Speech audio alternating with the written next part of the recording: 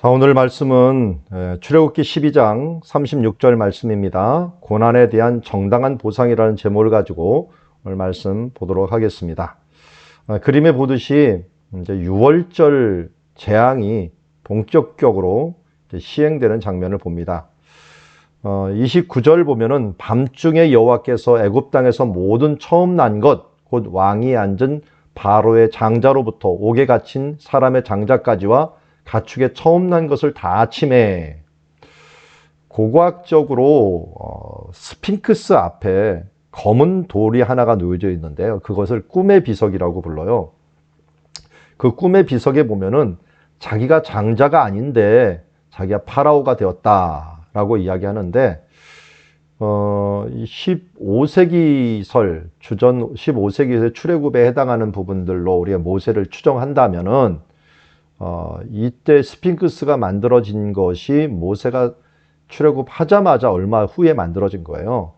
그러면은 여기 바로의 장자가 죽었다라고 하면은 그러면 차자가 왕이 되었을 거 아니에요. 그 사람이 자기가 장자가 아닌데 왕이 되었다라고 하는 표현을 쓰는 거 보면은 아마도 그 바로의 장자가 죽으면서 그가 왕이 되면서 스핑크스를 세운 게 아닌가 이렇게 추정까지 할 정도로 우리 장자 재앙은 이들에게 정말 모든 동물들 그리고 이 종, 신하, 왕이 가리지 않고 한 명씩 다 죽었기 때문에 모든 집에서 다 통곡이 일어났다라고 생각하시면 됩니다. 처음 난 것을 다 치심에 그 밤에 바로와 그 모든 신하와 모든 애굽 사람이 일어나고 애굽에 큰 부르짖음이 있었으니, 그러니까 밤에 재앙이 왔는데 즉각적으로 이 모든 것들이 다 일어난 거죠. 그래서 그날에 죽임을 당하지 아니한 집이 하나도 없으니까 이거는 장례식에 간다는 거는 생각도 못 하고요. 각자 집에서 있는, 그것도 장자는 기력의 시작을 했고 대표자잖아요.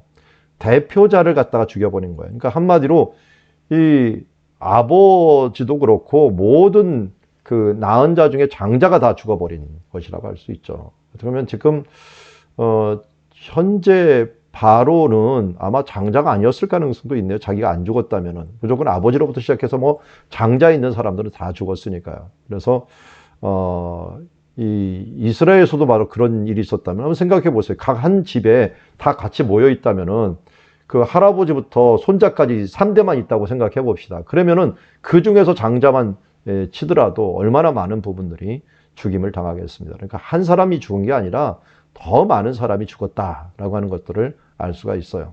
그래서 밤에 바로가 모세와 아론을 불러 급히 부르는 거죠. 이것도 너희와 너희 이스라엘 자손이 일어나서 내 백성보다 떠나라. 너희 말대로 가서 여호와를 섬기며 너희 말한 대로 너희 양과 너희 소도 몰아가고 나를 위하여 축복하라. 한마디로 그전에는 2번이나 가라고 해놓고 조건을 계속 줬잖아요. 이런 조건이 하나도 없어요.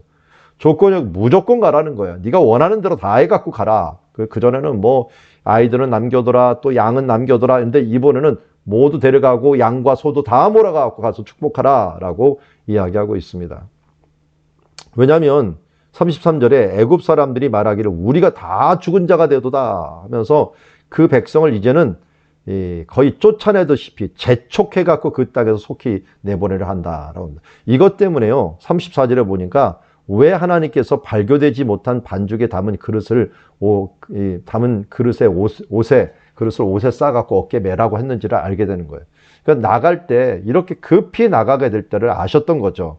그래서 그가 급히 나가갖고 이 무교병을 가지고 가죠. 그래서 7일 동안 우리가 무교절을 지키게 되는데요. 나간 날부터 6월절까지 치면 이제 8일 동안 지키게 되죠. 그러면 그것은 7일 동안 먹을 수 있는 떡이 될 것 같아요. 그러니까 어느 정도로 반죽했겠는가? 일주일은 먹을 것만큼 했던 것 같아요. 그래서 그 일주일을 먹으면서 버틸 수 있을 만큼 바로 먹을 수 있을 정도 그렇게 가져갔고요. 그래서 이스라엘 자손이 모세의 말대로 하여서 애굽 사람에게 은금 패물과 의복을 구하게 된 것을 보게 됩니다. 자, 여기에서 보면은 그렇게 구하니까 또 애굽 사람들이 이스라엘 백성의 은혜를 잊게 하사 그 구하는 대로 주게 해요. 이게 두 가지가 지금 나와요. 대가를 치른다라고 하는 단어를 가지고 치면은 맨 처음에는 보니까 애굽 사람들의 장자를 치는 재앙이에요. 근데 이 재앙이 뭐하고 연결이 될까요? 그 전에 이스라엘 백성들이 남자애가 태어나면 다 강물에 던지라고 했고요. 또 심지어 사안파들 쪽에서 죽이려고까지 했었잖아요. 이런 것에 대한 하나님께서 대가를 치르게 만드는 거죠. 그런 면에서 이들의 큰 부르짖음은 그 전에 이스라엘 백성들이 큰 부르짖음에 해당하는 것이에요.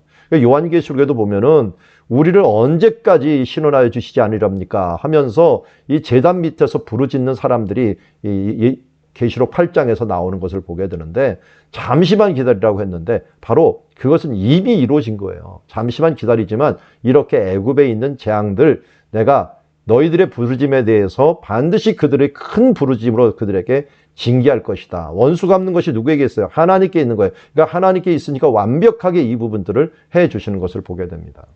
그러니까 이 바로가 그전에는 잡으려고 하다 이건 일어나 큰일 나겠다 해갖고 이제 무조건 나가라고 해 주기도 하지만 그들도 대가를 충분히 치는 것입니다. 그런데 의외죠. 이 모세가 갈 때 그들에게 은금 패물과 의복을 구하라고 하는 거 왜 구할 있을까요? 이거는 정당한 대가예요. 우리도 강제징용 가갖고 지금 그거 받아야 되는 것도 못 받고 또 그것에는 대가를 안 주려고 일본이 하는 것들을 보면 참 안타까워요. 좀 회개하는 빛이 없는 모습을 보면은 정말 저 나라가 어떻게 될까 하는 생각들을 가지게 될 때가 많이 있습니다. 어쨌든 우리가 여기 애굽도 마찬가지잖아요. 대가를 지불해야 되는 거예요. 그동안 노예로 삼았었잖아요. 그 노예로, 하나님의 백성을 노예로 삼은 것을 하나님은 그냥 놔둬요. 그래서 애굽 사람들에게 은혜를 잊게 하였다는 것도 있지만 그들에게 은금과 패물과 의복을 다 요구하니까 어떻게 돼요? 그대로 줄 수밖에 없는 거예요.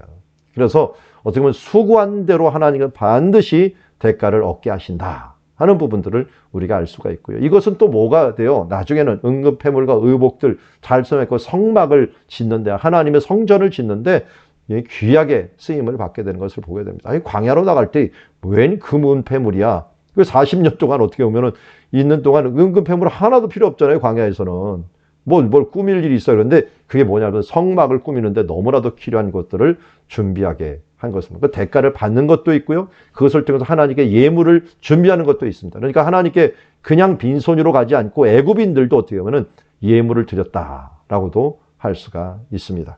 자, 오늘 말씀을 정리하면 이렇습니다. 어떻게 보면은 하나님께서 이 일들에 대해서 백성의 고난을 갚아주시는, 그 부르짖음에 대한 갚아주시는 역사들을 보게 되고요.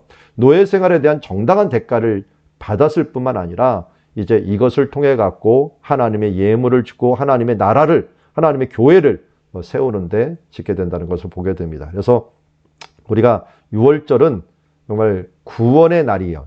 또 애굽인들의 어떻게 해요? 애굽인들에게는 바로 징계의 날이죠. 그래서 반드시 하나님께서는 징계하신다. 그리고 하나님께 맡기는 것이 가장 정확하고 항상 올바르고 그리고 정말 최고의 복수가 된다. 이건 이제 하나님께서 완전한 복수를 해줬어요. 그리고 이스라엘 백성들은 구원을 주실 뿐만 아니라 그만큼 그 큰 부르짖음에 갚아주시고 그들에 대한 대가를 주신다라고 하는 말씀들을 다시 한번 보면서 우리 하나님께서 이루시는 일 정말 놀랍고 오묘하다라는 것을 알고 오늘도 주 예수 그리스도께서 우리를 구원하실 뿐만 아니라 구원 얻은 자들은 또한 이제 심판하는 자들을 통하여 얻을 것은 얻고 또 은혜를 얻을 것은 얻는 그런 일들이 속히 올 것이고 지금도 그 일들은 이루어지고 믿음으로 이미 이루어졌다라는 것을 다시 한번 생각하고 하나님께 감사하며 살아가는 주님의 자녀들, 또 소망 가운데 인내로서, 소망이 인내죠. 믿음의 역사와 그리고 사랑의 수고와